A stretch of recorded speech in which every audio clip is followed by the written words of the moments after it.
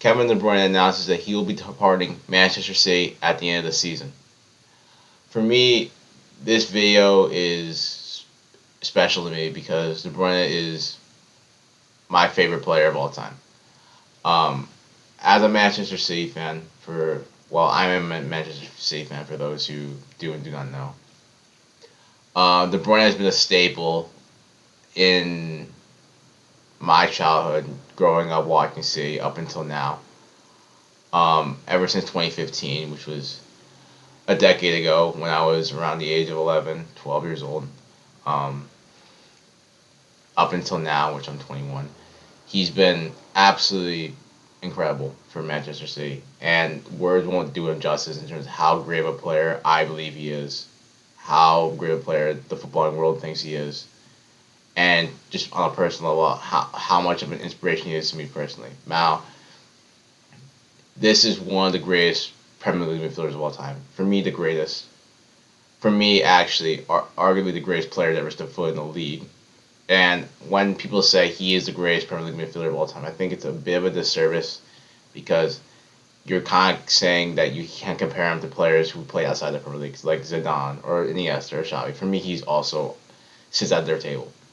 Now, talking about De Bruyne alone, just focusing on his story. So on August 30th, 2015, Manchester City announced the arrival of Kevin De Bruyne on a 6-year contract for a club record fee of £55 million, which made him the second most expensive transfer in British football history right after Di Maria joined Manchester United in 2014.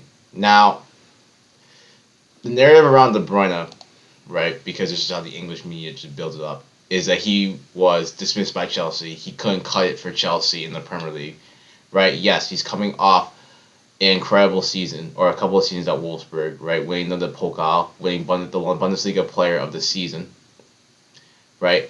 And despite all that, the English media discredited him, saying that he got rejected by Chelsea. He's not going to make it. It's a large sum of money for a player who was considered a Chelsea reject, right? And so the story with De Bruyne was there's a lot of pressure on the City, paid a lot of money for this guy who looks not to be cut in the Premier League. Like, he looks like a good player, but can he do it in the Premier League? And let me tell you this: De Bruyne now is renowned by many to be the greatest Premier League midfielder of all time. And let me tell you what: 6 Premier League titles, a UCL coupled with a treble, 4 Carabao Cups, 2 FA Cups, UEFA Super Cup, and a Club World Cup, all of which he's won at his time at City. In terms of individual honors, you look at De Bruyne, you look at 2 PFA Player of the Years for him, 2 Prem Player of the Seasons for him. We look at the records. Kevin De Bruyne is the only player in Premier League history to lead in 4 seasons as a top assister, starting in 16-17 with 18 assists, 17-18 with 16 assists, a record tying with Thierry Henry, 20 assists in 1920, which in my opinion he should have broke, because if you look at one assist he got against Arsenal away, which for some reason didn't count, that really should be an assist. So for me personally, he should have broken. But regardless, being tied with Thierry Henry is nothing short of greatness, anyways. And in 22-23, he had 16 assists, right? And throughout his Premier League career, he has accumulated 118 assists in 277 appearances, only being short of Ryan Giggs, right, for being the all-time Premier League assister. And to be honest, if De Bruyne ended up spending his whole career in the Premier League, he probably would have surpassed Giggs. Regardless of the fact, he is one of the most efficient players in the Premier League, right, averaging pretty much an assist every other game, or not really every 3 games at least, right, with those stats. Now, the assist numbers don't really do him justice alone, because if you look at the quality of assists, if you watch how KDB can pass a ball, for me, he's the greatest passer of ball I've ever seen in my life. His best attribute, in my opinion, is his crossing, right? Especially like within this kind of right half space, drifting off the right and whipping the ball into what is known as like the corridor of uncertainty, right? Right in between the space, right in between the keeper and the defenders. Now, quick pause in the video. So, I initially recorded a segment for here, but the audio got messed up, so I'm just re-recording it the next day. That's why maybe the lighting looks different and I'm wearing different clothing. But anyways, so here I just want to talk about De Bruyne's, I guess, signature move, rather, or one of his most like iconic, I guess you could say, where he drifts off into this right half space and delivers the ball just straight into the box. So I made a little diagram here just to kind of talk about. So you'll see De Bruyne for City, right? If you watch De Bruyne for City over the last couple of seasons, you'll see him usually drift into this space here. I would say either here or here, right? You'll often see him either pick up the ball, receive the ball here, or carry the ball into this space, right? And he'll usually deliver a ball first time or very like efficiently or rapidly into the box, into this area, which is known as the quarter of uncertainty. Now, why? That's the wrong stroke. So why is this known as the quarter of uncertainty, right? So, for example, when the ball is whipped into here, like with velocity, right, with extreme precision, like the quality De Bruyne has, it makes it hard for defenders and the goalkeeper to defend the ball into the box. So, for example, if the goalkeeper comes out, right, if the goalkeeper misses the ball, this is most likely a goal every single time, right? Because it's just a tap in for whoever attackers are crashing the box. Whether it's maybe during like prime City, this is looking at like Sterling, Aguero, Sane, even I'd say like Gundogan crashing to the box. This is a goal 99% of the time if the keeper misses it. Now, if the keeper stays in net, right? If you're a defender, right, and the ball is you're facing your own net, the ball is being whipped in with pace. It's very hard to make a defensive action on the ball because if you get a touch onto the ball, it's most likely going to direct it towards your goal, right? Which could result in an own goal, especially if you don't have a lot of control over the touch. Like you can't really have enough momentum to steer the ball away from that. This is most likely going on goal, right? So it results in an own goal. So for me, De Bruyne has matched this to perfection pretty much during his prime years at City. The amount of assists you can see De Bruyne just here drifting into this space and just crossing the ball in. Oh, my mouse isn't really lined up here, but you see him pick up the ball here, just whip into the ball, and you'll see like Sterling, Jesus, all at the back post, like just happens, just like fiend happens. And for me, this is an incredible skill. To do this with the level of consistency and efficiency that Bruyne has done over the last like 8-9 years he's been at City is incredible. Furthermore, the assist numbers he generates just from doing stuff like this don't even do him justice in terms of how brilliant he was at delivering this ball on a consistent basis in terms of like the precision, the pace of the ball, the speed of the ball, in terms of like the accuracy, all of that does not do it justice. Because I'm gonna tell you this: if you watch like I would say 17-18 C, 18-19 C, where a lot of the goals, or even you can go like any season C, but I would say specifically those two seasons in particular, because the amount of tap-ins De Bruyne would create for these guys, for the attackers, right? And you would see someone like Raheem Sterling who look had insane numbers, especially in 2019, right? But still, he was known for like if you know Raheem Sterling, he's not an elite finisher. Like you would know he's a lot of bad misses. And if you had someone who was like an elite finisher at the end of this, the amount of assists De Bruyne would generate just from like this chance alone, like or this type of chance alone, would have been absurd, right? That's no knack to like Raheem Sterling. Like again, great player for City, but if like I'm not even just Sterling, like you look at someone like Jesus as well, I would couple in there like the amount of like bad misses like some of these guys would have off like De Bruyne creating like a ridiculous chance is absurd. But regardless of the fact, like De Bruyne here, absolutely incredible in terms of this chance. Other attributes about De Bruyne that are incredible, right? I want to talk about his final third action. Now, for me, you have a debate about as a passer, like what is the hardest passing skill. I think you can have a debate saying like if you're like someone like who's a controller in the midfield, like kind of like a tempo setter, like more of a deep line playmaker, spraying balls from deep. You can have debates in terms of like what's probably the hardest pass or the hardest passing attributes you can have in football. For me, one of the hardest, right, is passing within the final third. Why, right? For me, passing forward is always gonna be is much harder than passing sideways. You have to progressing the ball is probably one of the most difficult skills in football. So being able to do that in the final third, right?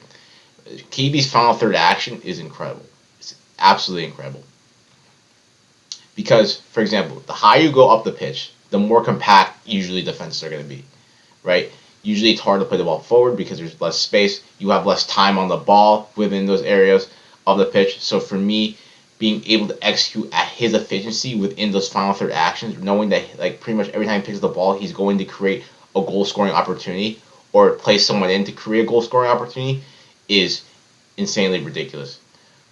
Furthermore, KB in transition, right? We can talk about KB like Garrett final third action. I'm kind of referring more to like, okay, obviously like in a transition there is a final third action, but like I'm also referring to like, because a lot of teams play a low block and say, so for De Bruyne being able to play that incisive pass forward, right, or like whipping the ball in front of like the right half space, and he whips it in. I didn't even mention this. I forgot. I'm dialing back. It was like, is how quick he does it in. Like he takes a touch, whips it in. Sometimes he'll whip the ball in first time, right? It's insane, right? But KB in transition for me, this is probably his one. This is also one of his strongest entries.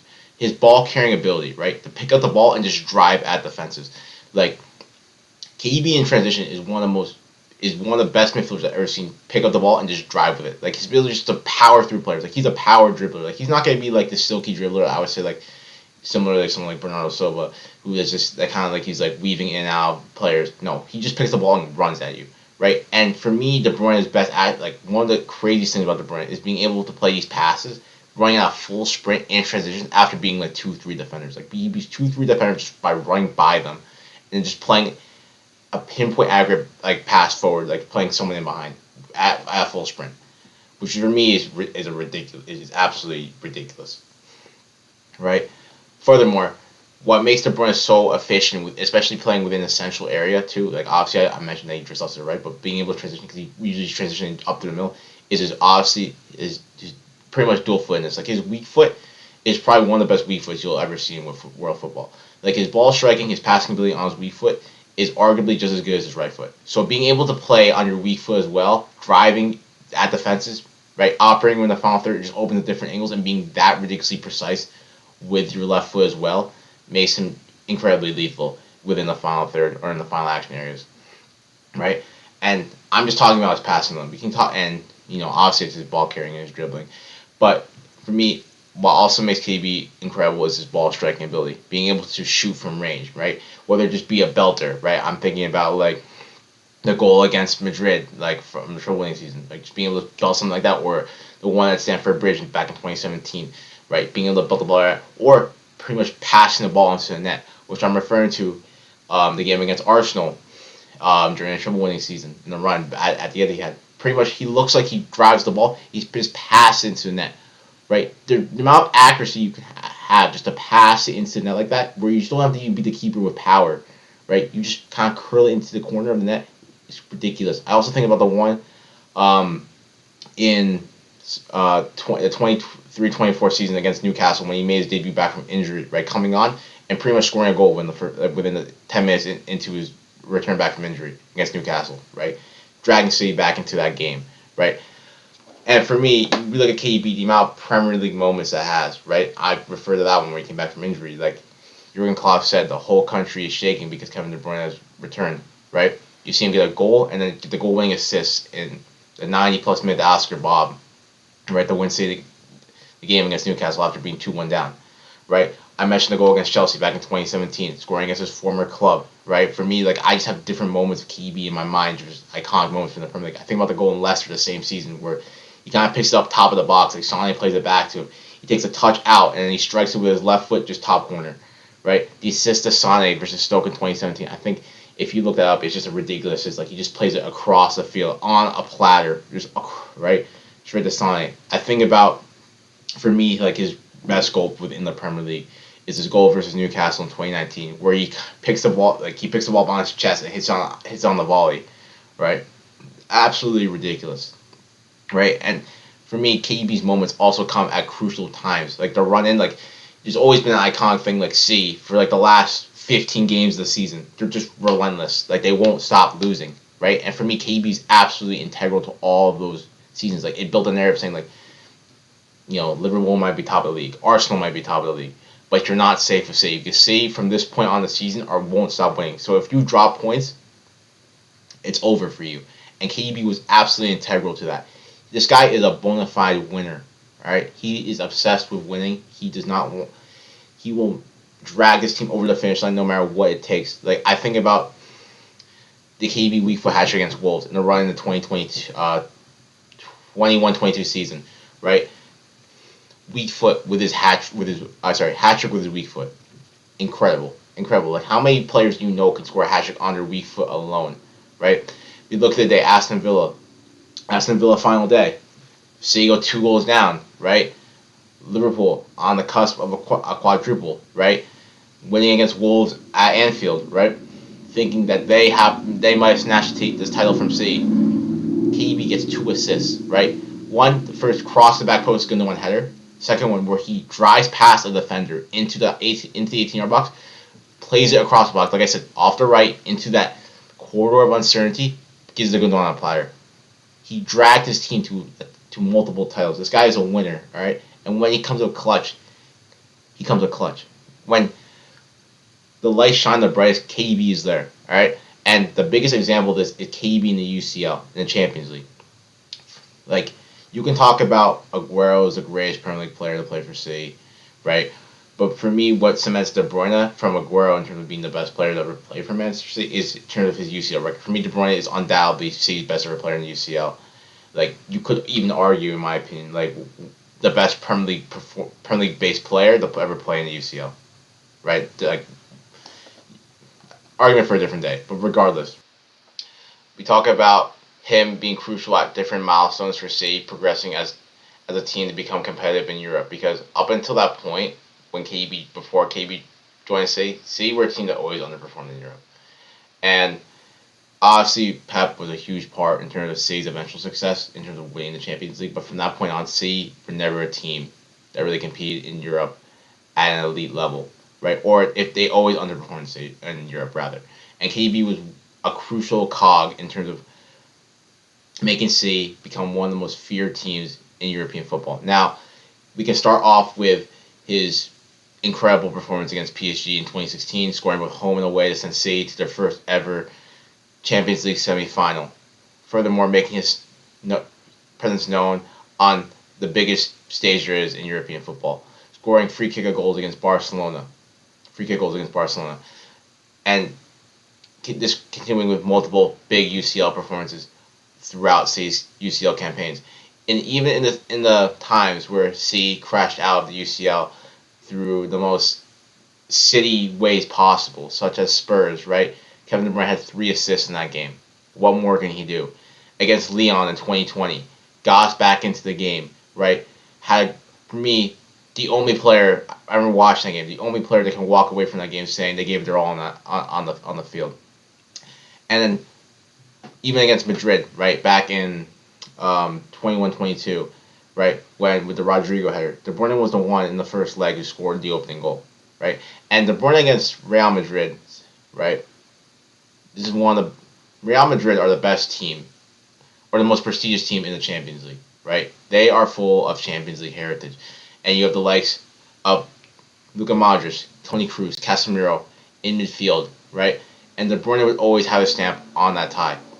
I think looking back to 2020, 2020, Kevin De Bruyne at the Bernabeu scoring a penalty, getting assist raises for a crucial away win, winning at the Bernabeu, which is not an easy feat. That's nothing to write off. Like I mentioned before, he'd be integral in that tie, even though City ended up losing it, right? Was integral in that tie.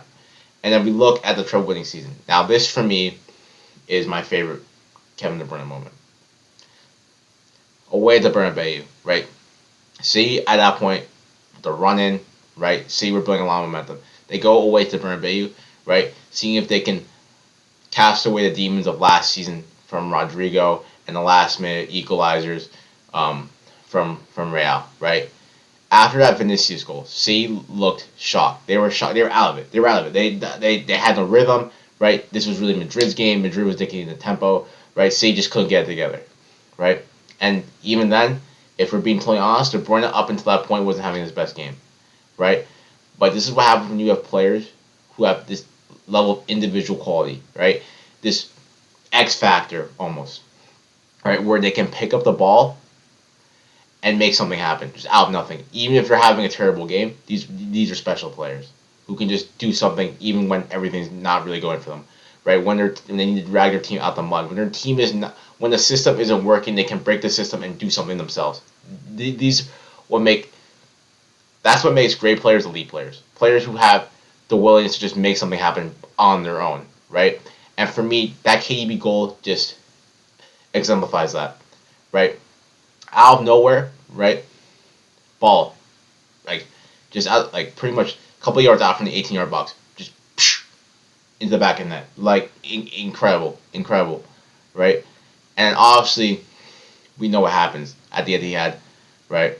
Again, big performance from De Bruyne there, assisting the opening goal to the Bernardo Silva, assisting again the goal to Akanji, or the own goal, whichever one you want to call it as. Big performance there, right? And obviously, when you look at De Bruyne throughout the UCL and his career, right? The biggest stain on his legacy is like in the both finals he played and he got injured. And if you look at De Bruyne, if you want something to criticize him for, right, just a stain on his resume, you could say in terms of his injury proneness, in terms of being unavailable at certain times for City, where City looked like they didn't really skip a beat missing him in the team. My opinion on that. So let's just talk about the UCL finals. For me, if you look at back to 2021, right? For me, Ruger pretty much assaulted De Bruyne. If you just look at it, right? I don't even there's without any bias. Like for me, how can you even criticize a player for getting injured? I don't. It's not like he underdelivered. It's not like he just collapsed when the lights were the brightest. He just got injured, and if you look at the foul again, he just literally assaulted him every year. So I don't know what more you can ask from there. If we look at the final in 2023, right? For some context, against Bayern Munich, De Bruyne injured his hamstring, right? The injury would have had him out for 6 weeks. So pretty much he would have missed the rest of the season. So him and the medical staff, the administration's like, we're going to play with it. We're going to play through the injury, right? We're going to see what happens. He gave his hamstring for our treble. You want to talk about dedication to the club, dedication to winning? There's not many better examples than that, right? What we were seeing from Kevin De Bruyne during the last 2 months of that season, he's pretty much doing on one hamstring. Which is for me, it's incredible to even think about. I don't even know. I can't even put into words like how incredible, how much dedication that takes, like the willingness to win, like the drive to win, drive to want to be there and and have the impact he had on biggest games I've seen against Arsenal, against Madrid, against I can't even put into words. So for me, when it all clashed from the final, like you can only just feel sympathy for him. It's just unlucky that at maybe the crowning moment for him, for the club, that he just gets injured. So for me, you cannot get from that. Now, if we talk about his injuries just throughout his career, right, in terms of missing games for City, missing in important parts of the season for City through injury, for me, there's this. I would I would divide this into two phases of City, right, in terms of his impact on the team. Now, and for me, it's when David Silva left the club. Now, if we look at City when they're missing De Bruyne, when David Silva was playing for City, right? I really look at the 18-19 season. De Bruyne missed a good portion of that season, and that's when really Bernardo Silva started to really implement himself as a starter in that team, taking over from De Bruyne's role, right? I think you look at City as a system, they didn't really skip a beat without De Bruyne. However, when De Bruyne was in the team, he was the system. He was the one he imposed himself on the team every single time he was playing. Yes, and I think De Bruyne missing speaks more to the depth of City in terms of quality they have to replace a player like De Bruyne with Bernardo Silva can come in. You have someone like Gundogan who can come in, like David Silva. You can come in and fill in the midfield, right? I just think it speaks more to the depth of the team or the quality of depth in the team rather than De Bruyne's absence in terms of his impact on the team as a whole. Now, I would like to split this when David Silva leaves. Now, why do I say that? Because for me, in terms of a midfielder who can play a ball in the final third action, like a decisive pass, for me, there's no other player in the team that could really do it on a consistent basis, bar like David Silva. So when David Silva left and you didn't have De Bruyne in the team, I was so from 21 21-22 onward to now, right? City with and without De Bruyne is almost two different teams. Almost two different teams. Because the way City play, there's some games where like teams are frustrating. They park the bus. Who is going to unlock the defense, right? And obviously, like there's different players on the team. Like you have the likes of Mahrez and you have the likes of Gundogan, Bernardo, who can and Foden, who can unlock defenses in their own unique ways. But no one can do it as efficiently, as effectively, in the way that De Bruyne can with a pass, a line breaking pass. Like I said, the cross from the half space into the box. There's no one else on the team that can do that. No, so for me, at that point, like I said, I think David Silva was able to do that as well. Like that's one of the things that made David Silva so great. But when David Silva wasn't there and De Bruyne was there, you have no one else on the team that could, I think, replicate that skill. So say with and without De Bruyne, there was a noticeable difference, and especially that came more apparent. I would say, uh, like this season, last season, even the trophy winning season, when C's depth probably got a bit worse compared to the depth we saw in like 17, 18, 18, 19, 19, 20 when City's squad depth was just incredible. In terms of now, you look at City's squad depth, you don't have guys that can come in and replace De Bruyne's or get close to De Bruyne's quality. You just can't. So leads me to my final say. Where does De Bruyne rank in terms of Premier League greats? Rather, for me, he's right next to Thierry Henry.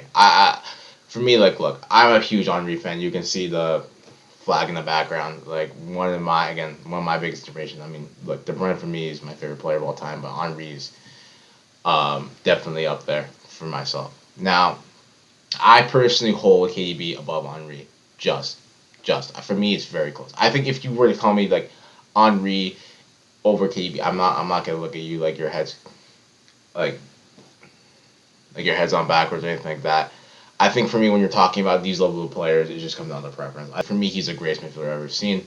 However, when you're ranking it among like, Xavi, Iniesta, Zidane, I just think it just comes down to personal preference at that point. There's no real way to split it between who is the greatest midfielder of all time. Same thing with who is the greatest Premier League player of all time. I think for me, indisputably the greatest midfielder of all time because I think if you look at the big English three midfielders, Lampard, Scholes, and Gerrard. I think you kind of look at them. I think they have more critiques on their career compared to KDB, and I think KDB can replicate all their attributes to a similar level or even a better level. So like the goal scoring from Lampard, right, driving with the ball with Gerrard, and like the passing range of goals. I think KDB has it all. In short, and looking at City now, I feel like this really. And to see like a decade, an era for City, like KB was a constant, like coming in under Pellegrini, right? De Bruyne, I mean, just going to a different level under Guardiola, just being like the face of the Premier League for the late 2010s into the early 2010s. I just think there's I think he's a one of a kind player. I just don't think. I think City will find it difficult to replace him. I'm probably gonna do another video talking about City's squad at the end of the season, like who should go, who should stay, who should the team be built around, like transfer targets, everything like that. But um, yeah, I just don't. For me, like De Bruyne is a one of a kind player. Like I've never seen a player be able to replicate his efficiency in terms of his efficiency of his efficiency within the final third, his passing range in the final third, his just consistency with passing, like the ridiculous range of passing, the types of passes.